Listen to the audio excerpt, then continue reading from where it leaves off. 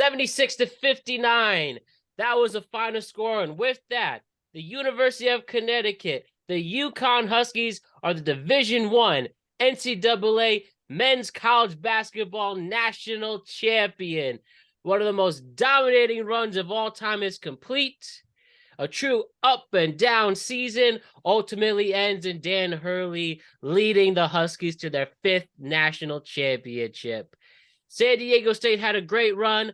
The final 4 games themselves were very entertaining. Well, one was and one wasn't, but ultimately it was a great weekend and it capped off an entertaining tournament. Hayden, Alex, and Brandon are here. Everyone's back. So let me throw it to the floor to the guys who have been loyal to this school all along. First, Alex and Brandon, what is it like to see UConn be the national champion? It's been a long, long time since 2014, and then we're leaving the Big East and going over to the American Athletic Conference and struggling and dealing with the last few years with Kevin Ali ruining the programs and then rebuilding and finally making it back in 2023 and winning the national championship. It's surreal. You know, it's good to be back on top.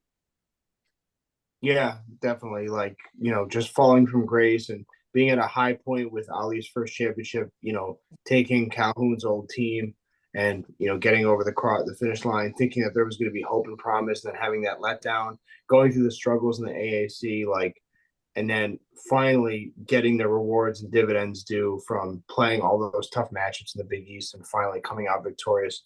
It's extra sweet. It's extra sweet. Yep. And Hayden, how do you feel about this as an honorary Connecticut person? I went to school, like I said, in Hamden, Connecticut, so a little far from stores. I think it's good for the state of Connecticut.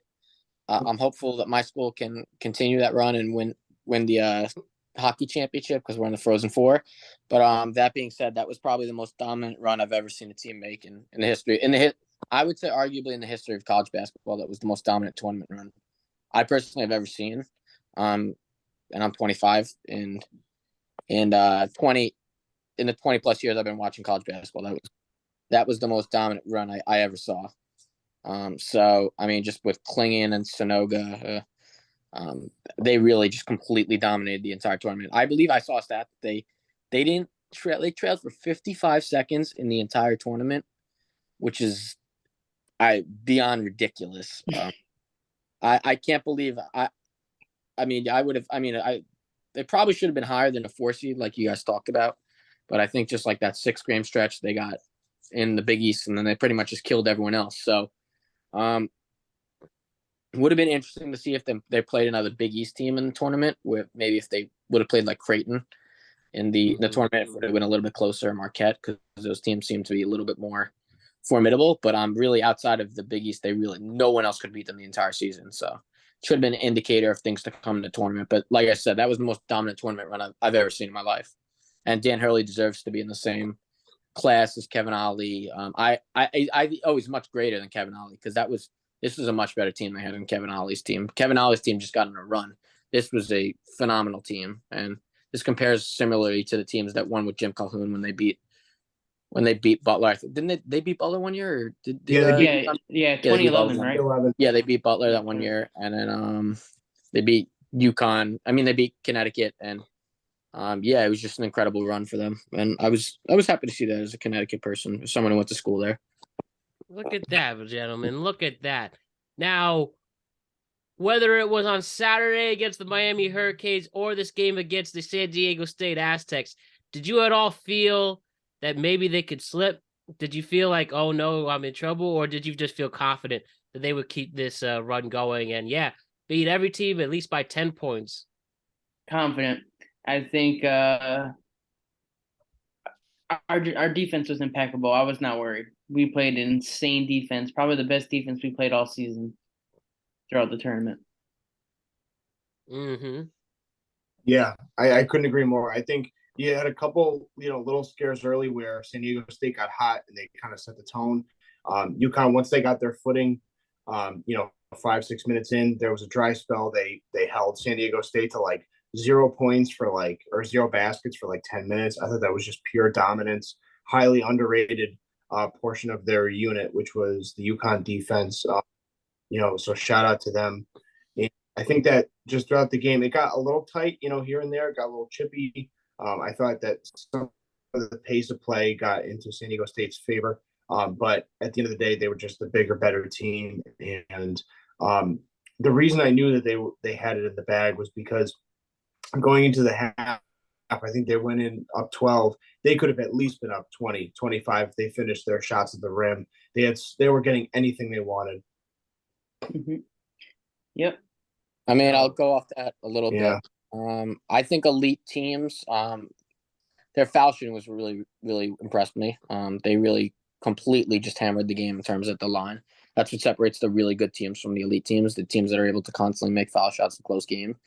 And once they got it to 5, once San Diego State got to 5 points, they just kept sinking their foul shots and kept increasing that lead. That's what I think really separated UConn from other teams in this tournament. And like I said, it's really good for the state of Connecticut. Jim Mora completely revived their football team. They're in a bowl game here with their football team at Rexler Field. That's going to be a place. So Connecticut really right now is up on the rise in terms of sports. Right. Really good point on that one. Finally, we're seeing a revival of Connecticut sports. The hockey teams are all good in Connecticut right now. The football team at UConn has been very good. And I mean, even schools like Yale is going to be a good team moving forward. So nice to see Connecticut getting back on the map for sports, because it's been a while since they lost the Whalers, and kind of the state hasn't really had a lot to be excited about besides, kind of the neighboring states in New York and Boston. Well, it's always been a kind of a collegiate environment anyway, which is why having those programs so prominent and back to their glory is like the most important thing for the local community and for, the economy and the network of people and students around here, because the reality is that you're sandwiched between Boston and New York, which are, giant meccas for professional sports. But the reality is that a lot of that talent that's cultivated from the college level lives and resides in our area. So I think it's amazing when they show out and perform and they make their schools proud. Yeah, definitely. I mean, I grew up in Long Island, New York, so I'm kind of I got a little bit of a taste of the Connecticut sports scene, and it's definitely it's starting to come back up. It was nice to see UConn finally become elite again. As much as I couldn't stand the UConn fans consistently telling me they're an elite program and how they want to get back to the glory days. You guys have won 5 national championships since 1999, which is the most out of any program in the country. So That's definitely something that has to be said about that. It's dominant, man. And we're actually tied for 6th overall too. Yeah, we knocked Kansas out of the top 5. Who would have thought? It's just nice to see finally a blue blood from the Northeast. Yep. Now, with Dan Hurley staying in this world where we have NIL deals and transfer portals and all of that, even if these core players leave, do you think this is one of many for Dan Hurley? Yeah. Next year, I think we have a good shot. We have considerably, a lot of people are calling it we have the top 3 best recruiting class going into next year. And they're calling them the Fab 5 because we got I constantly forget his name, but he's I think he's 9th now in the country, and he's a point guard. He played in the McDonald's All-American, and with getting him to the school, he also brought in 3 other recruits in the top 50 in the country. So it's looking great, and then especially with the improvements of Klingon, we're going to see a pretty dominant team. And then winning this national championship as well is going to also boost our recruiting into our program for the future years as well. Yeah. What was your favorite part of this season or this matchup? When did you know that this was going to be a championship winning team? When San Diego couldn't sink a 3. I mean, they went 10 minutes without making a shot in the first half at one point.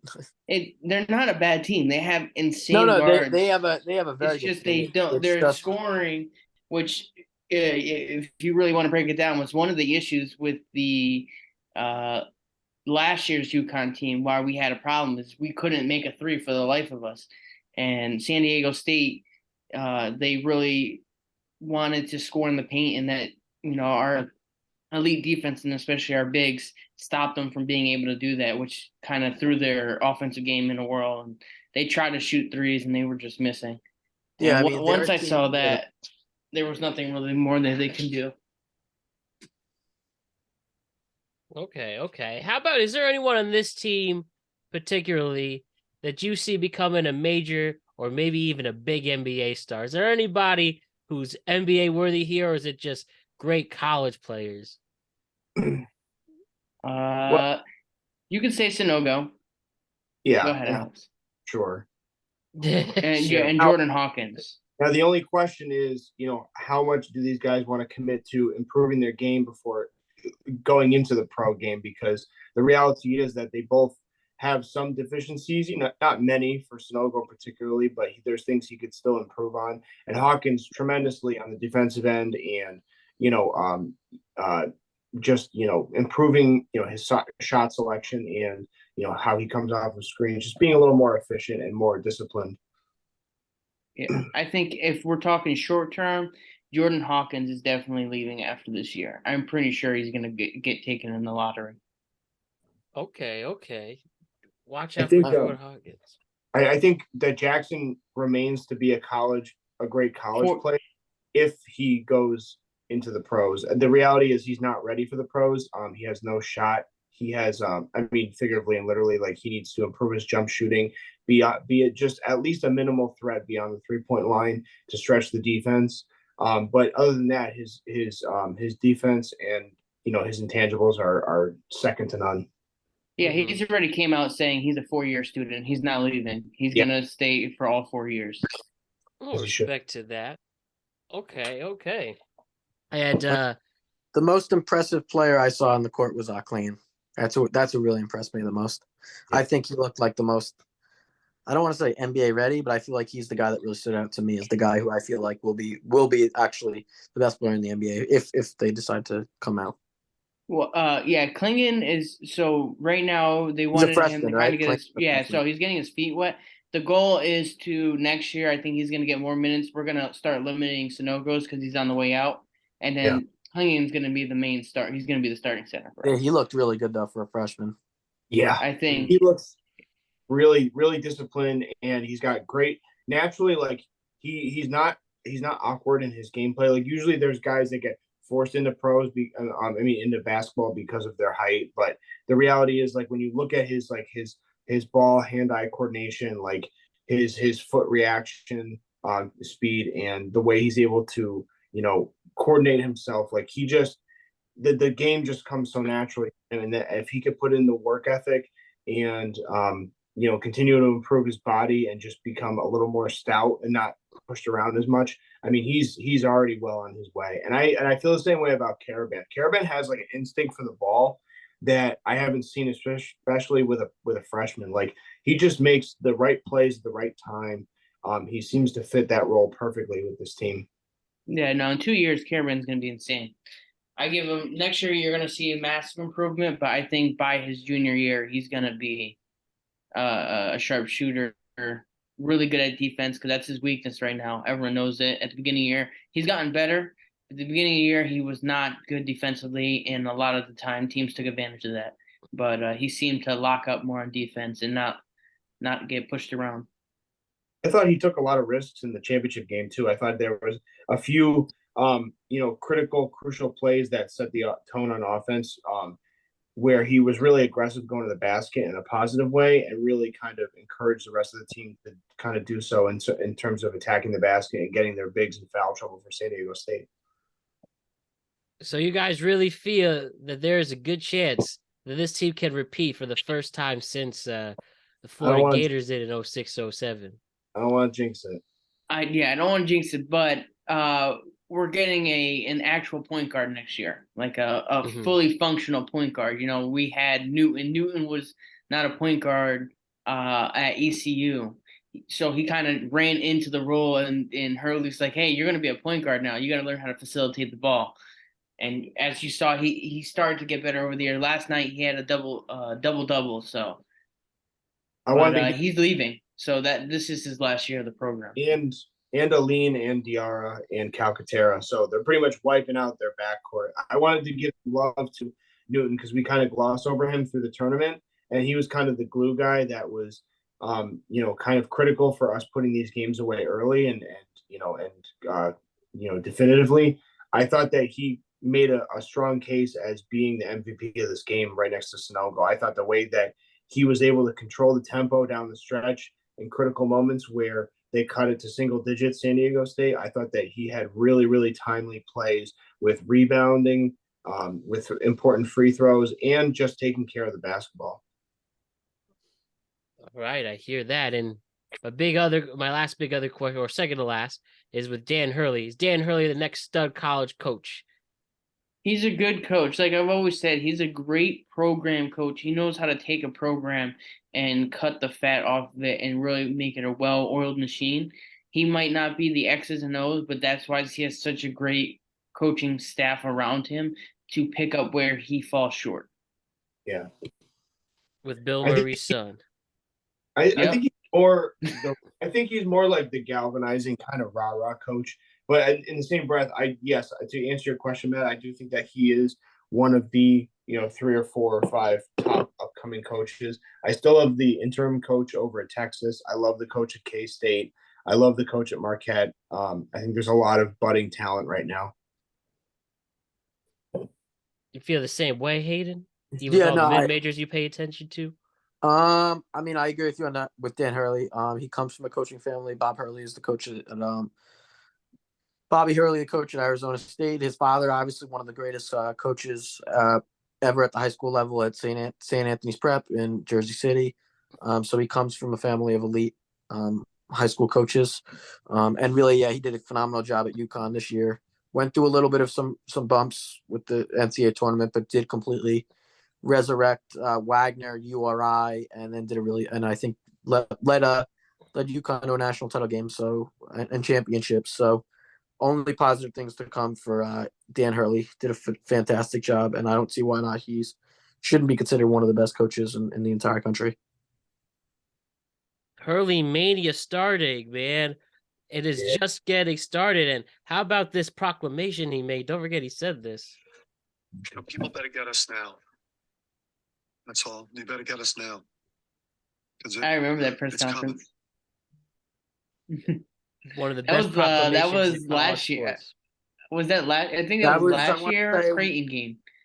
Yeah, pretty sure. Yep. And he's now we're on a good run, and it's an exciting time to be in Connecticut. And I guess my last question here, guys, and because UConn was so dominant this season in the playoffs, whether you want to talk about the Fly Slamma Jammas, the Houston, the UNLV, all those Indiana teams, UCLA, maybe if you want to call this recency bias, fine, but at least today, where does this team rank historically compared to all the other dominant college basketball teams? Oh, that's a hard question. They're a solid team. They're actually really great. But against all other, it's hard to compare eras, but to quantify it. Yeah, I would put like those Duke Leitner teams in there.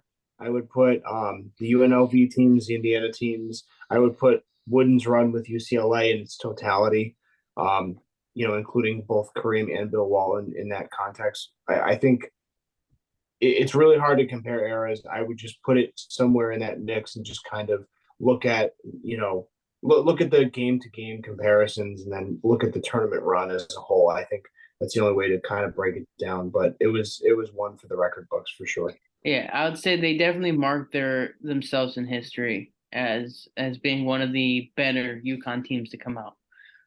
And it almost felt like more of a retribution tour. Like it kind of felt like every year the corporate press and the media kind of continues to gloss over us as kind of qualifying as a blue blood program because we had a few down years. But the reality is that it felt like a very much a statement like, we're here, we're back. We should be in the same class and conversation as some of those big schools like a Kansas and a Duke. And furthermore, the same schools that Calhoun built this program with back when the Big East was really the true Big East. So I think that this felt very much like a statement that like, we're not going anywhere, but also we belonged here the entire time. All right. I mean, yeah, I mean this right here, I would say is probably the second best team out of their five. That won their five titles. I would say this right behind the team Rip Hamilton in '99 is probably the best team they've ever had. Or I would say this is the most dominant team besides that one. So I would rank this either 3 at the absolute worst, but this is my opinion, the second best team out of the 5 championship teams they've had. Okay. I would make a case probably for the I don't know if it's, I mean, Brandon can check me on this, but the 03-04 with Ben Gordon and Okafor, I think that was probably the best team. I would say more like 3. Yeah, 3. Yeah, 03. Just because of the only reason why I say 3 and what makes it a strong 3 is 1, because of the 14-0 run at the beginning of the season. Also, with the tournament run and winning the national championship helps it as well. But I mean, it was just hard this season because, like, I mean, the teams they beat, it was kind of hard to say they beat. We beat like, Alabama. I mean, yeah, like UConn in like, the tournament, in the Thanksgiving tournament. It was just hard in the tournament because it feels like, I mean, well, they beat everyone by so many. They were so dominant that it was just hard to see like the teams they played being like. I mean, in this tournament they beat Miami, they beat Miami, they beat Iona, St. Mary's, I believe. I mean, Gonzaga. They beat some great teams, but it was just hard to. I don't really know if they beat like one really, really like elite team in this tournament. Maybe they'll catch each other outside on the streets. Play that way. Like, I would say the best team they beat was probably Gonzaga out of all the teams they played. That was like the best team throughout the season.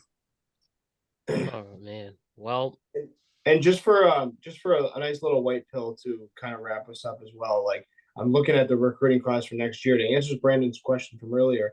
Stephen Castle. Stephen Castle, but Yusuf Singar is the 7-foot center that we're looking at. So imagine Twin Towers plus Sanogo, however you want to put that together. I mean, that's going to be unbelievable type of stature. And the 2 other wings we're getting, Jaden Ross and Jalen Stewart, are both 6'7" wings. So you're going to have length all over the place. What a time to be alive in an exciting time. Well, Alex, Brandon, and Hayden, that'll wrap up our March Madness and put an end to the college basketball season. I want to thank the 3 of you for doing such an incredible job. Seriously, 3 of the most talented dudes I know. We're talking college sports and other things. This journey will continue for us, and I can't wait to see where we're at a year from now, and we'll check back in before we know it. Sounds good. Yes, sir, man. It's been an honor. It was a really, really fun tournament. Great. It was. There was a lot of upsets this year, surprisingly. Huge upsets. There was just so many questions, so many questions going into the tournament, and it felt like it was anybody's year to win it, and it was just like, it was so fun, like breaking it down and seeing all the upsets. It was wild. That's why we love this sport. That's why we love covering sports in general. That's why we love doing this show, to reflect on these great things going around in our lives. But for the last time this season, Alex, Brandon, and Hayden, thank you so much, and we'll see you before you know it. Much love, guys.